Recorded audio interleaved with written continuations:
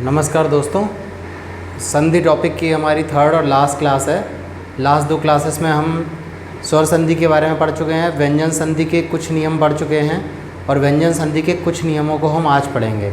इसके अलावा हम आज पढ़ेंगे विसर्ग संधि। यह है आपकी विसर्ग संधि। व्यंजन संधि में दो महत्वपूर्ण नियम आप पढ़ चुके थे, लेकिन कुछ और महत्वपूर्ण नियम हैं जिनके बारे में हम पढ़ेंगे। और इसके अलावा आज सबसे महत्वपूर्ण चीज़ जो हम पढ़ने जा रहे हैं वो ये है, पिछली परीक्षाओं में आए हुए बहुत सारे ऐसे उदाहरण जिसमें पेपर में आने की संभावना बहुत ज़्यादा है।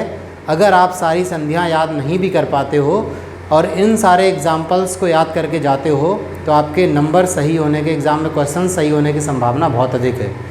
पिछले दो वीडियो को आपने अधिकांश लोगों ने देखा है। बहुत सारे लोगों के रिव्यू भी मुझे मिले, फीडबैक दिया लोगों ने, सर ये चीज़ सही है, इसमें कुछ और इम्प्रूव करना है, जो भी है। आप लोग इस थर्ड वीडियो को भी देखें और हिंदी जो कि बहुत ही स्कोरिंग सब्जेक्ट है, इसके एक और टॉपिक को तैयार करें। अब टॉपिक की तरफ हम चलते हैं।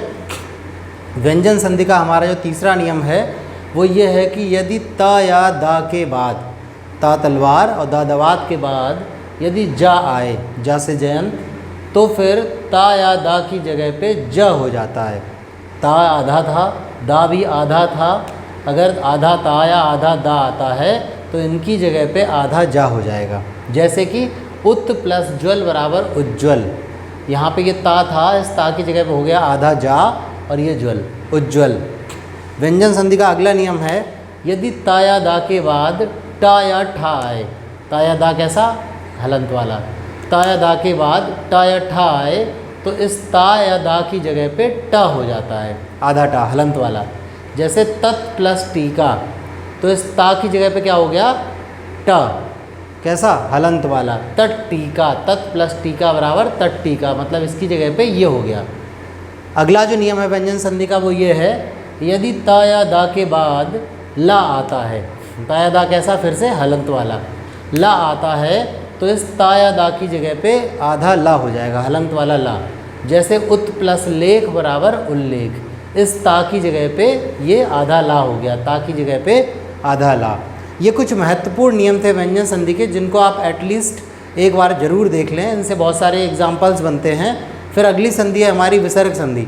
संस्कृत में व्यंजन संधि और विसर्ग संधियाँ काफ़ी महत्वपूर्ण होती हैं, इसलिए हम वहाँ पे डिटेल में पढ़ाते हैं। अभी आपका टेट या सीटेट के लिए जब आप लोग डिमांड करोगे तो मैं संस्कृत में काफ़ी डिटेल में इन चीज़ों को पढ़ाऊँगा। हिंदी में चूँकि नियमों संधियों के नियम नहीं आते हैं, ना ही इनके नाम आते हैं, नाम होते भी नहीं हैं हिंदी में केवल ये नियम होते हैं, इसलिए हिंदी में जो महत्वपूर्ण है वो उदाहरण हैं। ठीक है, तो विसर्ग संधि के तीन मुख्य जो नियम हैं वो हम पढ़ेंगे। उसके पहले जान लें कि विसर्ग संधि होती क्या है। जैसे स्वर संधि में क्या था कि स्वर प्लस स्वर, फिर जो परिवर्तन हुआ वो हो गया स्वर संधि। व्यंजन संधि में व्यंजन प्लस स्वर अथवा व्यंजन, फिर जो परिवर्तन हुआ वो हो गया व्यंजन संधि। विसर्ग संधि में विसर्ग प्लस स्वर या व्यंजन, फिर जो परिवर्तन होगा वो आपका हो जाएगा विसर्ग संधि। ठीक है, जैसे विसर्ग के बाद यदि चा या छा आया है, विसर्ग के बाद चा चम्मच छा छाता आया है तो इस विसर्ग के स्थान पर ये आधा शा हो जाएगा। ठीक है, जैसे निह प्लस चल बराबर निश्चल। ठीक है, ये विसर्ग थी, इसकी जगह पे क्या आ गया? आधा शा। निह प्लस छल बराबर निश्चल, आधा शा आ जाएगा। दूसरा नियम है कि यदि विसर्ग के बाद टा या ठा आ जाए, टा टमाटर ठा ठटेरा, तो इस विसर्ग के स्थान पर षटकोण वाला सा, क्षा, क्या हो जाएगा? क्षा। जैसे धनु प्लस टंकार, तो विसर्ग की जगह पे क्या हो गया? धनुष टंकार, धनुष टंकार। इस विसर्ग के स्थान पे ये षटकोण वाला सा। तीसरा नियम है, यदि विसर्ग के बाद ता या था आ जाए, ता तलवार और था थन, तो फिर इस विसर्ग के स्थान पर सड़क वाला सा हो जाएगा। जैसे निह प्लस तेज बराबर निस्तेज। ठीक है, इस विसर्ग के स्थान पर आधा सा आ गया। तो ये आपके कुछ मुख्य नियम थे संधियों के। अब हम आगे कुछ महत्वपूर्ण एग्जाम्पल्स के बारे में बात करेंगे। आपको ये भी बताने की कोशिश करेंगे कि एग्ज़ाम में किस प्रकार संधि विच्छेद आएगा, जिसमें कि आप अक्सर कंफ्यूज हो जाते हो। विकल्प एक जैसे दिखाई पड़ते हैं हमें सारे एग्ज़ाम में, अक्सर प्रायः सारे एग्ज़ाम्स में 4 विकल्प आते हैं। चूँकि हमने 4 विकल्प किसी किताब से नहीं लिखे हैं, ये अपने दिमाग से और या मतलब जो संधियाँ एक साथ दी गई हैं उनसे हेल्प करके लिखे हैं, पेपर से नहीं कोट किए हैं। इसलिए मैंने 3-3 विकल्प आपको दिखाए हैं। 3 सही विकल्प में आप समझ जाओगे कि आखिर कन्फ्यूज़न कहाँ पे होता है और हमें सही क्या करना है। जैसे पेपर में आया स्वल्प, तो स्वल्प को आप कैसे लिखोगे? स्वल्प में क्या ऑप्शन आपके पास? स्व प्लस अल्प। अगर ये स्व प्लस अल्प होता तो दीर्घ संधि के अनुसार ये हो जाता स्वाल्प, जो कि नहीं है, तो ये गलत है। इसका सही क्या है? सु प्लस अल्प। संधि कौन सी है? उ प्लस आ, यड़ संधि। ये गलत विकल्प एक और है, सु प्लस लप। ऐसे ही आपका स्वागत, स्वागत में स्व प्लस आगत। कई बार बच्चे इसमें कंफ्यूज होते हैं और कर देते हैं स्व प्लस आगत को कि दीर्घ संधि है, जबकि इसमें ऐसा नहीं है, दीर्घ संधि नहीं है, सु प्लस आगत। इसका सही विच्छेद क्या है? सु प्लस आगत। हमने यहाँ पे टिक भी किया हुआ है, आप बाद में अगर देखोगे तो आपको समझ में आ जाए, इसलिए सु प्लस आगत। संधि कौन सी है? उ प्लस आ बराबर वा, यड़ संधि है।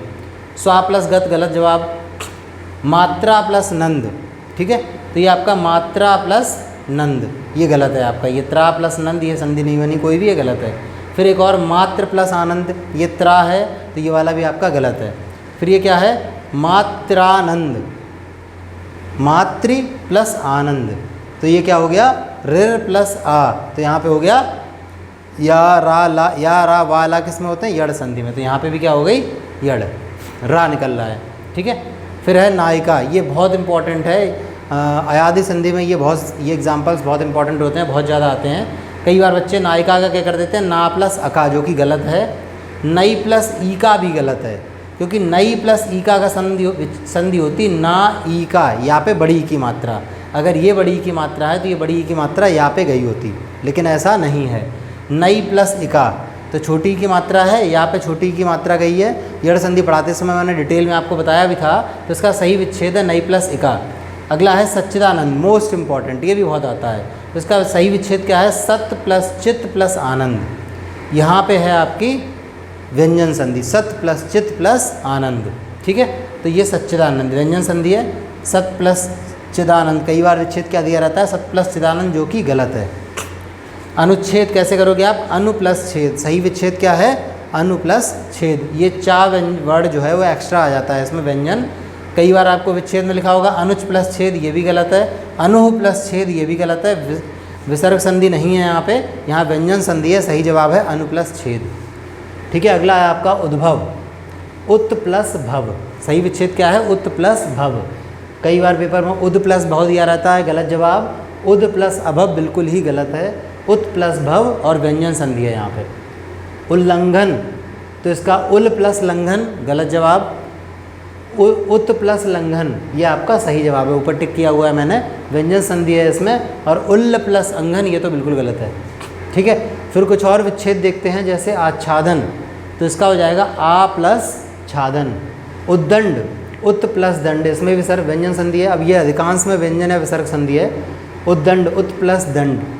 उच्छ्वास, उत प्लस श्वास, थोड़ा सा डिफरेंट है, थोड़ा सा कठिन है, इसको ध्यान रखेंगे आप। फिर है उन्मुख, उत प्लस मुख। चिदानंद, अभी आपने सच्चिदानंद किया था तो वैसे ही है, चित्त प्लस आनंद। सन्यासी, सम प्लस न्यासी। जितने भी ये संग वाले या सन आधा ना या फिर अनुस्वार वाले हैं, इनमें अधिकांश में जो विच्छेद होगा वो आधे माँ के साथ होता है। जैसे संस्कृत में सम प्लस कृत, संस्कृत का भी पिछली बार टीटी के एग्ज़ाम में पूछा गया था।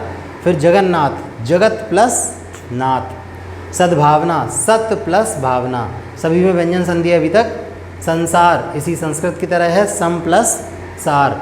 निराधार, निह प्लस आधार, ये सारे जो यहाँ से निराधार से लेके यहाँ तक उदाहरण हैं, ये आपके सारे विसर्ग संधि के उदाहरण हैं। निराधार, निह प्लस आधार। मनोरमा, मनोरमा नहीं, मनोरमा संस्कृत में हो जाएगा। मनोरम, मनः प्लस रम। मनोभाव, मनः प्लस भाव। मनोविकार, मनः प्लस विकार। दुरात्मा, दुह प्लस आत्मा। यशोधरा, यशः प्लस धरा। मनोविज्ञान, मनः प्लस विज्ञान। दुर्बुद्धि, दुह प्लस बुद्धि। ये कुछ महत्वपूर्ण उदाहरण थे। यदि आप सबने पहला और दूसरा जो संधि का पहले में तो स्वर संधियाँ हैं, वो तो आपको पढ़ना ही पढ़ना है, मोस्ट इंपॉर्टेंट है, सबसे ज़्यादा आता है। अगर दूसरा लेक्चर इन केस आपने नहीं भी पढ़ा है या पढ़ के उतना अच्छा समझ में नहीं आया, तो आप कुछ उदाहरण हैं, कुछ एग्जांपल्स हैं जिनको आप एटलीस्ट रट सकते हो। इनमें से या फिर इनसे मिलते जुलते क्वेश्चंस एग्जाम में आने की संभावना बहुत ज़्यादा है। तो ये पूरा आपका संधि टॉपिक ख़त्म हो गया है, जिसमें से एटलीस्ट 2 से 3 नंबर का आपके हर एग्ज़ाम में आता है, चाहे पुलिस का हो, चाहे कुछ एसएससी के एग्ज़ाम्स में भी आता है, लेखपाल हो गया आपका, या फिर जेल आरक्षी का एग्ज़ाम आने वाला है, सभी में आता है। नेक्स्ट चीज़ मुझे जो बतानी है वो ये है कि अगला जो आपका टॉपिक है हिंदी का, वो मैं उसकी क्लास परसों लूँगा। इसके बाद पॉलिटिकल साइंस की अगली क्लास होगी न्यायपालिका की। इसके अलावा परसों रात के 8 बजे मेरा लाइव होगा, जिसका टॉपिक है corona versus career, challenges, solutions and opportunities. आप सभी लोग उसको अवश्य देखें। आपके करियर के लिए, आपके लॉकडाउन के दौरान जो भी परेशानी है, मेंटली आप परेशान हो, करियर को लेकर परेशान हो, इन सारी प्रॉब्लम्स का सॉल्यूशन देगा। और मैक्सिमम से मैक्सिमम अपने दोस्तों को भी शेयर करिए, ताकि वो सभी लोग 8 बजे उस लाइव सेशन का लाभ उठा पाएँ। Thank you so much.